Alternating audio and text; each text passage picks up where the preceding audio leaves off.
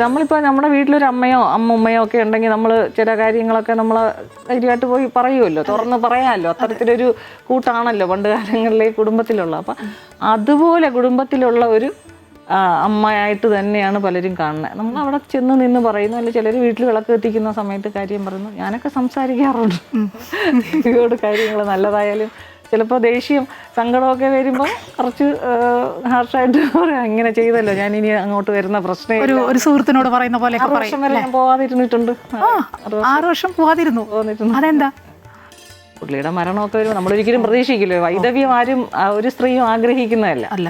അപ്പോൾ അതൊക്കെ വരുമ്പോൾ നമ്മൾ സ്വാഭാവികമായിട്ടൊന്ന് മനസ്സ് വിഷമിക്കും. പിണക്കം അമ്മയോട് ഇനി അങ്ങോട്ട് വരുന്നില്ല. കാരണം എൻ്റെ കല്യാണം നടന്നത് അവിടെയാണ്, കുഞ്ഞുങ്ങളുടെ കുത്തിയോട്ടം നടന്ന അവിടെയാണ്, ചോറൂണ്, ഇതെല്ലാം ദേവിയായിട്ട് ബന്ധപ്പെട്ടാണ് എൻ്റെ ജീവിതം ആ സമയത്തൊക്കെ പൊയ്ക്കൊണ്ടിരുന്നത്.